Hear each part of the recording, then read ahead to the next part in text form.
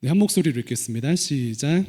그가 가난한 백성의 억울함을 풀어주며 궁핍한 자의 자손을 구원하며 압박하는 자를 꺾으리로다. 아멘. 네, 예배하는 모든 청년분들 또 성도님들 환영하고 축복합니다. 저희 5월 가정의 달을 맞이하여서 가정의 은혜를 위한 말씀 나눔하고요. 또 가정을 축복하는 시간들 이제 갖고 있는데 다음 주일부터는 이제 다시 저희 묵상집과 관련하여서 은혜 좀 나누도록 하겠습니다. 5월 둘째 주 설교 제목 혹시 기억하시는 분 계시나요? 네. 5월 둘째 주 설교 제목 기억하시는 분 계시면 제가 한 잔 쏘겠습니다. 이렇게 네. 네, 조건 없는 네, 감사합니다. 한 잔.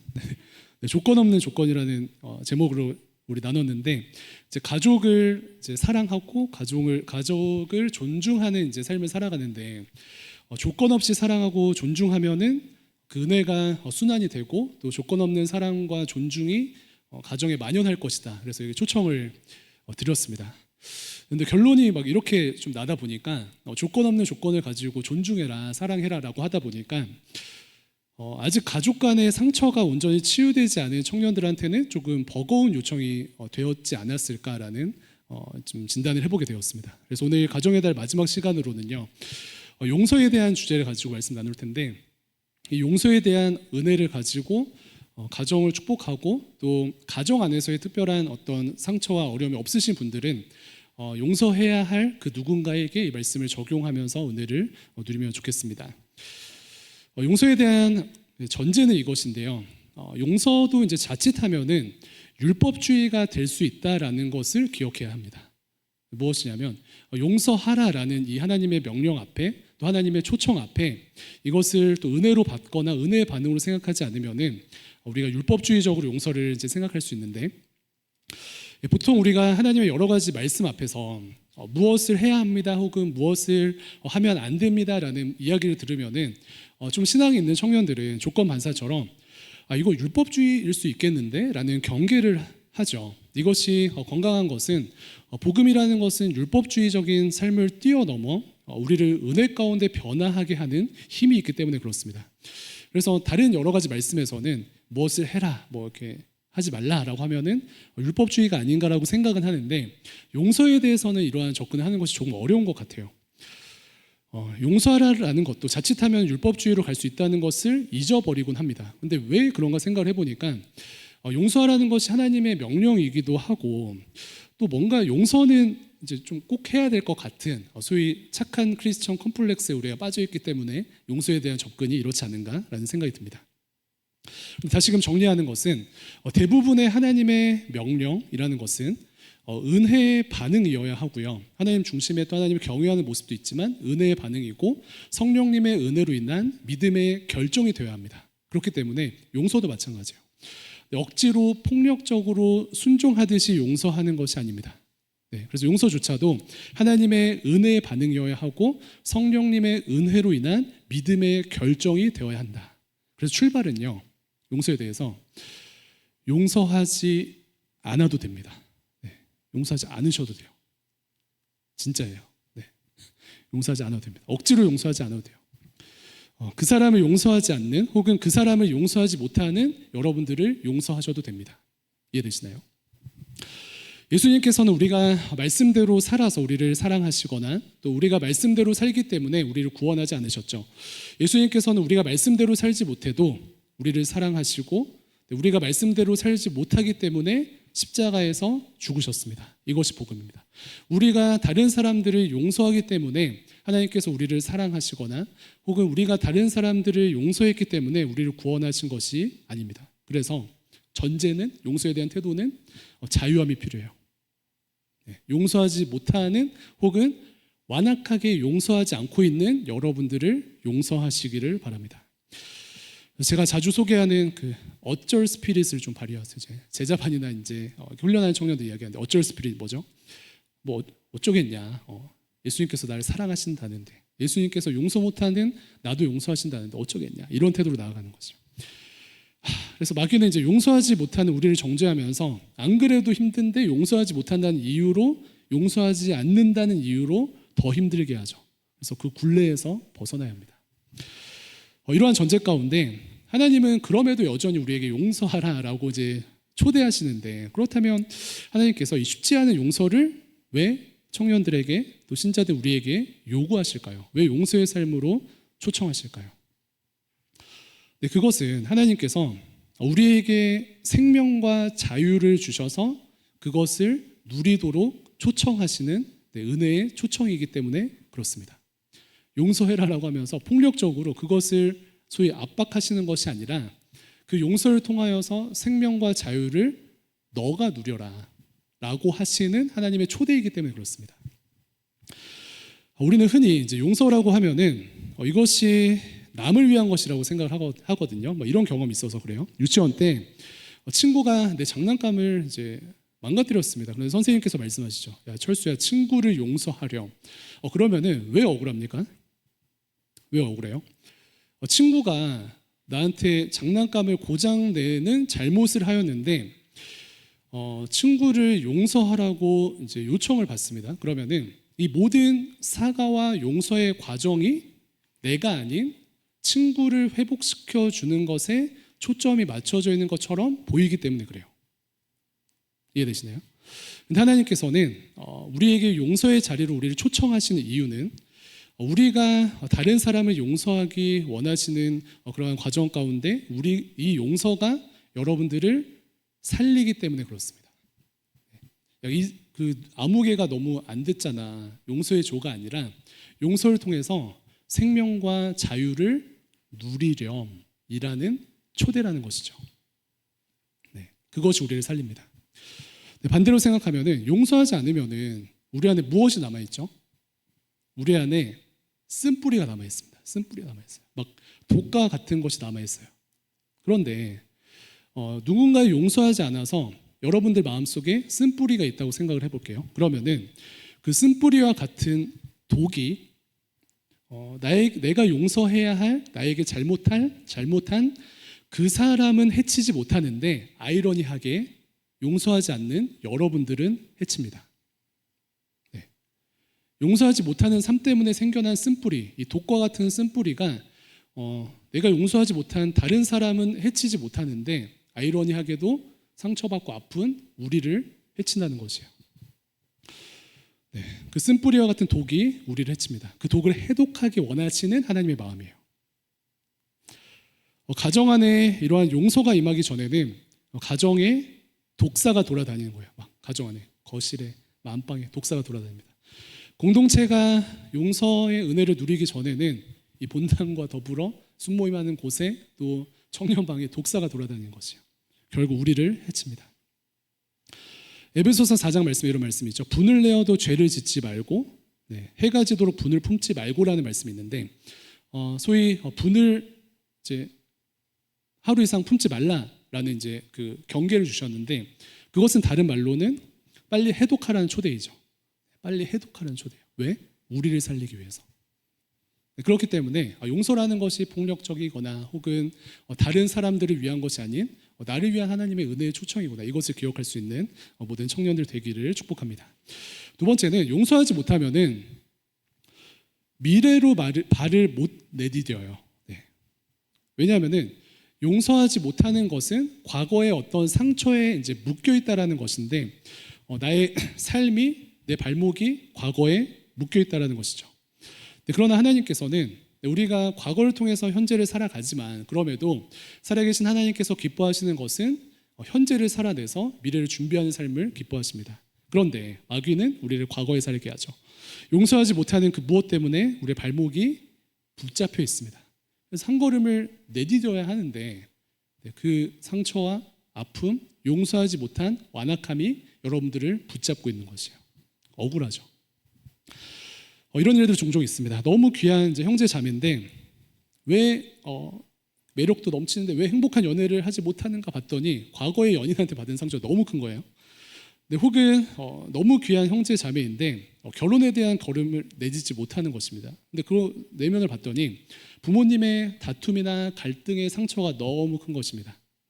이처럼 우리의 아픔이라는 것이, 용서하지 못하는 우리의 삶의 완악함이라는 것이 혹은 용서하지 못한 우리 안에 쓴뿌리라는 것이, 독과 같은 쓴뿌리가 여러분들의 발목을 붙잡고 있다면요, 그것은 우리 손해죠. 우리에게는 전진해야 할 창창한 미래가 펼쳐져 있는데 사단 마귀의 속삭임 가운데 혹은 우리의 죄악과 아픔 때문에 스스로 발목을 붙잡고 있는 것입니다. 반대로 생각하면 무엇이죠? 치유되어서 용서하는 삶을 살아가면은 그 족쇄를 풀고 여러분들에게 주어진 환한 미래로 발걸음을 옮길 수가 있습니다. 그럼 무엇을 선택하겠습니까? 이것도 결국 우리를 위한 것이죠. 그 은혜의 자리로 여러분들을 초청합니다. 세 번째로, 용서하면은 사실 그 은총이 결국은 우리들에게 돌아옵니다. 하나님께서 이것을 약속하시거든요. 살아계신 하나님을 믿고 또 하나님의 섭리와 통치와 시간과 공간을 초월해서 역사하시는 살아계신 하나님을 믿는 청년들의 삶은 어떠하냐면은 당장 이익이 오지 않는 일들을 행합니다. 왜 그렇죠?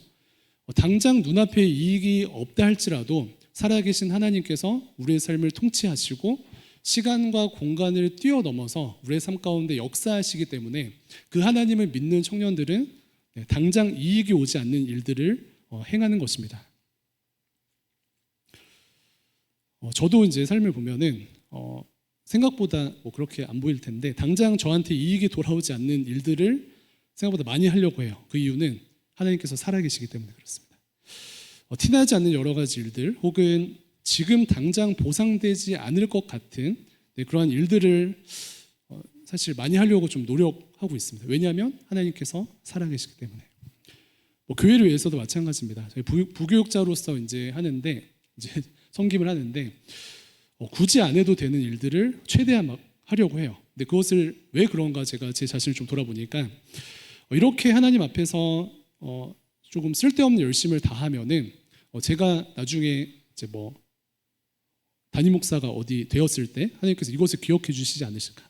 그래서 시간과 공간을 초월하신 하나님께서 간섭하시지 않으실까, 역사하시지 않으실까라는 믿음 때문에. 그런데 신자의 삶이 이런 것 같습니다. 이러한 맥락에서 용서도 마찬가지거든요. 우리가 용서할 수 있는 삶이 되면은 하나님께서 우리가 언젠가 용서를 받아야 하는 그 자리에 서 있을 때 하나님께서 용서의 은혜를 여러분들에게 보여주시는 것이죠. 냉정하게 생각하면은 우리가 이제 용서하지 못하는 이제 자리에 있다라고 생각하면은 전제가 무엇이에요? 내가 피해자죠. 피해자라고 슬퍼하는 우리는 사실 지금도 여전히 누군가에게 가해자입니다. 용서를 고민하는 우리를 향해서, 내가 그 사람 용서할까 말까 고민하는 우리를 향해서 누군가도 용서를 고민하고 있어요. 그래서 비판받지 아니하려거든 비판하지 말라고 하셨는데 용서받으려면 용서할 수 있는 스타트를 믿음으로 끊어야 합니다. 그런데 대한민국 사회를 보면 어떻죠? 사실 뉴스를 보면은 대한민국의 피해자는 되게 많은데 가해자는 없지 않습니까? 어떤 무슨 사건이 있어도 다 이제 자기가 피해자라고 이야기를 하죠. 주변을 보면 어떻습니까? 여러분들 주변에는 가해자라고 회개하면서 눈물을 흘리는 친구들이 많이 있습니까? 아니면은 피해자라고 억울해하면서 여러분들에게 상담하는 친구들이 많습니까?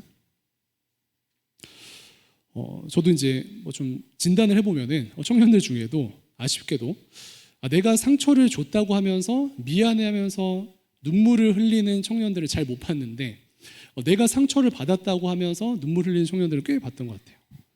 근데 어떻습니까? 피해자가 이렇게 많다면 가해자도 있지 않겠습니까?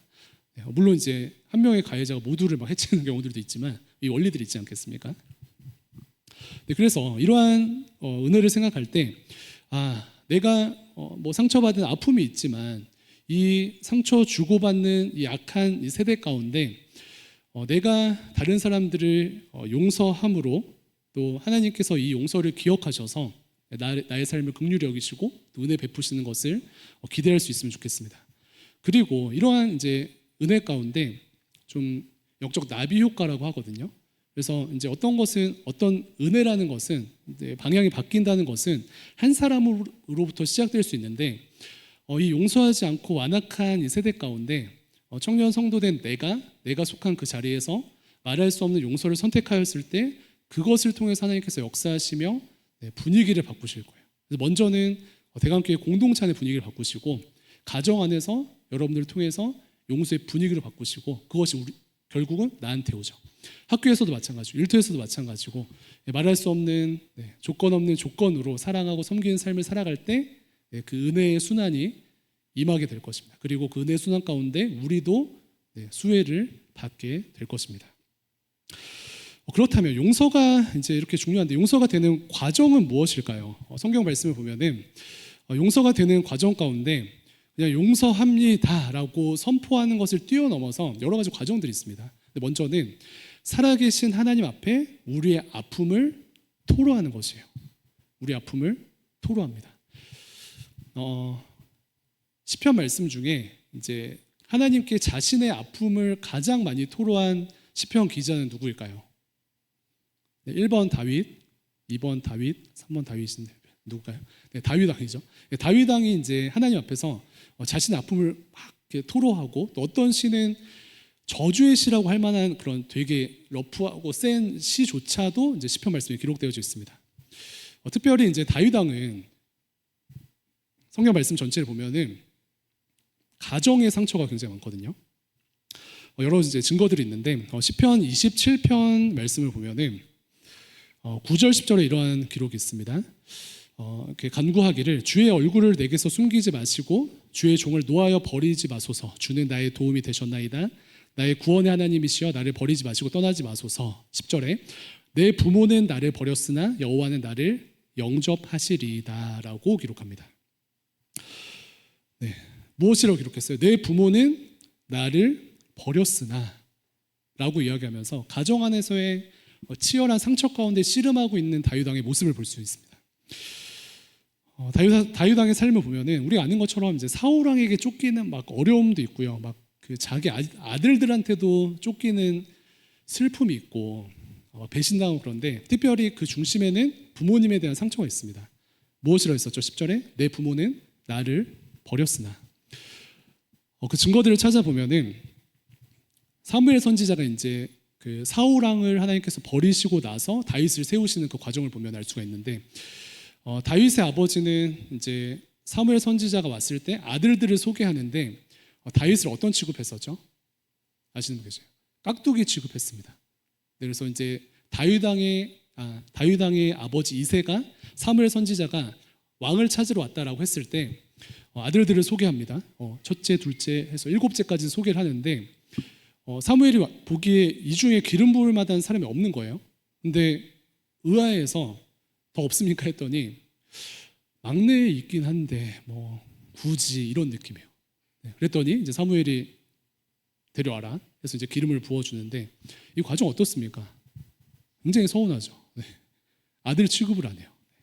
막내 뭐 있긴 한데 이런 태도들 얼마나 아버지에게 상처를 받았는지 알 수가 있습니다.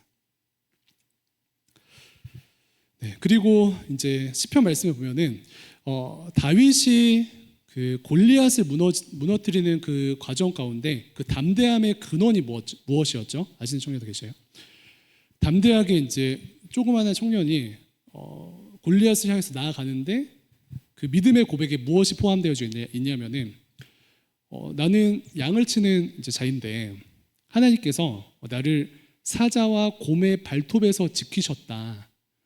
그 믿음으로 그 하나님의 백으로 나는 골리앗 너한테 나간다. 이렇게 고백을 하거든요. 근데 이 말씀을 곰곰이 생각해 보면 두 가지 측면이 있습니다. 첫 번째는 사자와 곰의 발톱에서 하나님께서 지켜주셨구나. 하나님께서 은혜를 베푸셨구나. 그리고 다윗이 굉장히 담대하구나 알 수 있죠. 근데 또 다른 측면에서 되게 냉정하게 S로 보나요? 냉정하게 보면은 다윗의 아버지가 다윗이 그런 위험에 있든 없든 방치했다는 것으로도 생각할 수 있습니다. 이해되죠? 사자와 곰의 발톱에서 위협을 당하는 양치는 상황인데 뭐 신경 쓰지 않았다는 것이죠. 그 아버지의 태도 무엇입니까?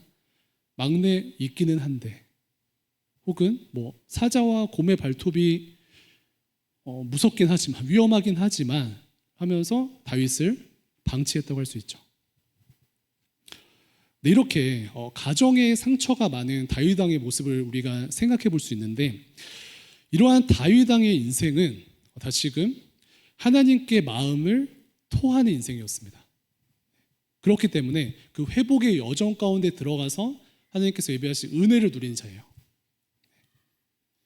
하나님께 마음을 토한다라는 표현이 있고, 또 특별히 시편 13편 말씀에서는 영혼이 번민하고 근심하면서 원수가 너무 싫다라고 고백을 하다가 마지막에는 나는 하나님의 사랑을 의지하고 구원하신 주님을 기뻐합니다. 주님을 찬양합니다. 내게 은덕 주신 하나님 감사합니다라고 고백을 하거든요. 근데 이 시편, 이 13편의 어떤 플로우를 보면은 처음에는 이제 그 원수 때문에 너무 서운하고 소위 화가 나서 막 쏟아놓습니다. 그런데 그 끝에 어떻게 된다고요? 하나님을 찬양하는 삶으로 변해요. 이것이 영적인 원리인데, 가정 안에서의 상처와 혹은 누군가로부터 받은 상처를 해결하는 그 솔루션이 여기 들어있는 것이죠. 하나님 앞에 쏟아놓고 마음을 토하고 혹은 막 저주 가까운 기도를 하는 과정 가운데 하나님께서 다윗의 마음을 치유하여 주시고 회복을 주시는 것입니다. 그래서 그의 인생의 전 과정은요, 마음을 토하면서 회복을 주시는 그러한 순환의 과정입니다. 그렇기 때문에 우리가 할 일은요, 여러 가지 상처를 가지고 우리가 상처를 품고 그것과 함께 살아가는 것도 되게 담대한 삶이긴 하지만, 우리가 용서하면서 속에 있는 아픔과 상처를 치유하기 원하시는 하나님의 초청 가운데 여러분들의 상처와 아픔을 하나님께 쏟아놓는 것입니다. 쏟아놓으세요. 그럼 기도도 해야 되겠고, 또 말씀 앞에 나아가야 되겠고, 골방 안에서 하나님과 씨름하는 그 시간들이 있으면 좋겠죠. 그러한 시간들 가운데 하나님, 특별히 우리 가정 가운데 용서되지 못한 이런 아픔들이 있습니다. 토하고요. 주변 가운데 가정 밖에 이러한 아픔들이 있습니다. 교회에서 이러한 아픔들이 있습니다. 토하게 되면은 이 시편 13편 말씀의 흐름과 같이 살아계신 하나님의 성령께서 여러분들의 심령 가운데 찾아가시고 가정 가운데 역사하셔서 회복을 주실 줄로 믿습니다. 용서가 되는 두 번째는 이렇게 하나님께 마음을 토함과 동시에 마음이 풀리게 하시는 하나님을 기다리는 것입니다. 무엇이라고요?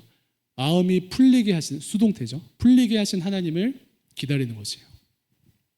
우리가 잘 아는 요셉 이야기에서 그 은혜를 또 확인할 수가 있는데, 요셉은 아버지께 사랑받는 되게 이제 막내 아들이었죠. 그래서 근데 좀 눈치가 없어요.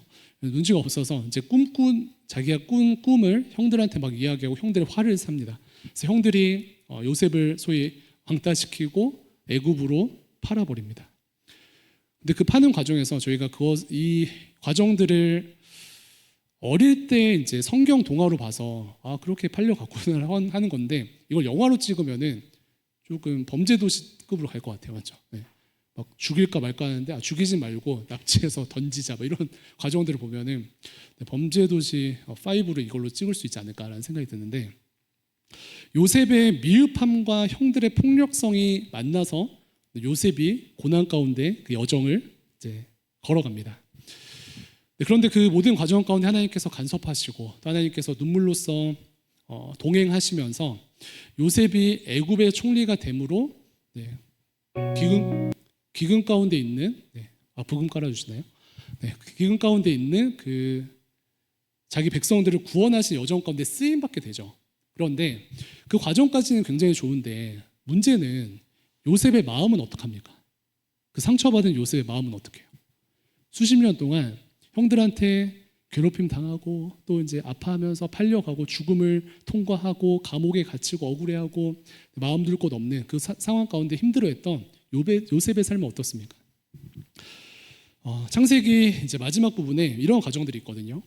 요셉이 이제 형들을 데리고 와서 이제 아버지를 모시고 함께 사는데, 아버지가 야곱이 죽습니다. 그랬더니 야곱이 형들 잘 돌봐줘라라고 부탁을 하죠. 그런데 형들을 잘 돌봐줘라, 행복하게 지내라라고 그렇게 이제 하고 돌아가시고 나서 창세기 50장에 이러한 장면이 있습니다. 우리가 직관적으로 생각할 때는 아버지가 부탁하셨고 요셉은 되게 멋있는 사람이기 때문에 당장 형들을 용서하고 잘 지냈을 것이라고 생각하는데, 그 과정에 되게 애매한 대화들이 있어요. 형들이 다시금 용서를 구하면서 아버지가 부탁했잖아, 우리 좀 봐줘라는 이제 이야기를 하거든요. 그 이야기를 보면은 아직 요셉이 형들을 진심으로 용서하지 않았기 때문에 형들이 그러한 부탁을 한다고 생각할 수 있습니다. 그러고 이제 창세기 50장 17절에 이런 말씀이 있는데 당신 아버지의 하나님의 종들인 우리 죄를 이제 용서하소서 하매 요셉이 그들이 그에게 하는 말을 들을 때에 울었더라 라고 기록합니다. 창세기 50장 17절에 그렇다면은 저의 해석은 이 17절에 형들이 이제 좀 용서해라 라고 이야기하는 그 단어를 듣고 요셉이 울었을 때 진정한 용서가 되었다고 저는 해석을 합니다. 이해되세요? 네. 그러니까 명분을 가지고 형들 용서해야지 라고 힘쓰는 것을 뛰어넘어서 그 여러 과정들을 통과하고 또 변화된 형들의 모습도 보고 또 그 과정 가운데 하나님께서 다루시고 이 모든 과정들을 통과하면서 이제 그 마지막 대학 가운데 눈물이 나는 거예요. 눈물의 의미는 무엇입니까? 용서가 되었더라. 용서가 되었더라. 그래서 다시금 맨 앞에 저의 제안을 기억하셔요. 용서 안 하셔도 됩니다. 용서 안 해도 되고 그냥 완악하게 사셔도 돼요. 그런데 살아계신 하나님을 바라보며 또 여러분들이 가지고 있는 그 상처를 목도하며 하나님께서 용서케 하시는 은혜의 안테나를 세워두셔요. 그래서 하나님께서 이것을 용서하게 하시는 그 은혜대가 있거든요. 용서가 되더라. 눈물이 나더라. 네. 이 여정을 함께 걸어가는 것입니다. 네. 용서를 통한 하나님 나라를 이루기 위해서 마지막으로는 하나님의 정의와 공의가 이 땅에 실현되도록 기도하시길 바랍니다. 먼저는 하나님께서 오늘 읽은 이 시편의 본문처럼 가난한 백성의 억울함을 풀어주시며 궁핍한 자의 자손을 구원하며 압박하는 자를 꺾으시는 이 은혜의 실현을 위해서 기도하시고 역할하시기를 부탁을 드립니다. 하나님께서 친히 일하심과 동시에 이러한 모든 억울함이 풀려지는 그 과정 가운데 여러분들이 서 있을 수 있도록 기도하시길 바라요. 그래서 오늘 이 본문 말씀 가운데 억울함을 풀어주시며 라는 뜻은요, 힘 있는 자의 압박이 사라지고 힘없는 자가 제대로 보상받는 것을 의미합니다. 힘 있는 자의 압박이 사라지고 힘없는 자가 제대로 보상받는 것. 여러분들의 삶은 어떻습니까? 여러분들의 가정은 어떻습니까? 힘 있는 자의 압박이 사라지고 있습니까? 아니면 힘 있는 자의 압박이 여전합니까? 혹은 힘없는 자는 보상받고 있습니까? 아니면 힘없는 자는 여전히 억울해하고 있습니까? 이것을 소망하면서 하나님 나라가 가정에 임하기를 축복하며 기도하시고 또 발걸음 내딛어 보시길 축복해요. 여전히 가정 내에 보이지 않는 다양한 압박이 있습니까? 압박을 멈춰달라고 부탁하시길 바라요. 다툼이 필요하면 다투시기 바랍니다. 그리고 혹시 받은 것에 대한 보상이 필요하면요, 보상해 달라고 떼쓰시기를 부탁을 드립니다. 그래서 물질적인 보상이 좀 위로가 될 것 같으면 물질적인 보상을 요구하셔요. 네. 정서적인 보상이 필요하시면은 억울함이 풀어질 때까지 보상해 달라고 씨름하시고 요청하시기를 부탁을 드립니다. 네, 말씀 정리하면서요. 먼저는 이 용서에 대한 부담, 또 이것을 또 용서 자체를 율법주의적으로 가져와서 우리를 괴롭히는 용서의 부담으로부터 자유하는 모든 청년들, 또 신자들 우리 되기를 소망합니다. 용서는 안 해도 됩니다. 용서 안 해도 돼요. 이 용서하라는 것이 다시금 폭력적으로 여러분들에게 다가오고 용서하라는 것이 율법주의적으로 여러분들에게 다가온다면은 그것을 벗어버리는 것이 복음의 능력이 됩니다.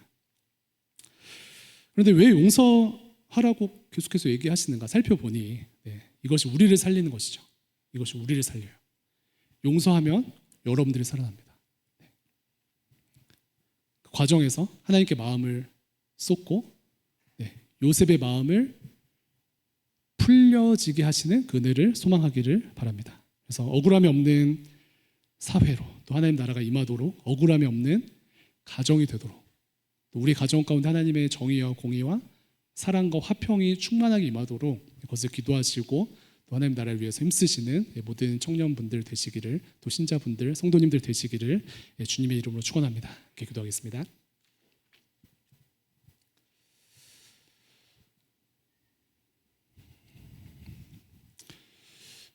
살아계신 하나님, 죄 많고 상처 많은 이 세상 가운데 하나님 은혜를 간구합니다.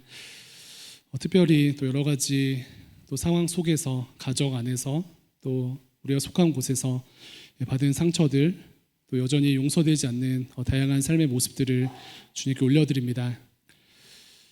우리에게 생명 주시고 또 자유 주시는 그리스도의 은혜를 소망하며 우리 가정을 축복합니다. 특별히 여전히 아픔 가운데 또 용서로 씨름하는 사랑하는 청년들 주님 은혜 베풀어 주시고 그리스도의 심장으로 또 하나님의 사랑을 가지고 화평의 통로가 되는 우리 되게 하여 주시옵소서. 억울함이 없는 사회 되기를 소망합니다. 하나님 우리를 사용하여 주시고 우리를 통하여서 주의 나라를 이루어 주시옵소서. 감사합니다. 살아계신 예수님의 이름으로 기도합니다. 아멘. 다 같이 자리에서 일어나셔서 드리신 예물 드리며 봉헌하겠습니다.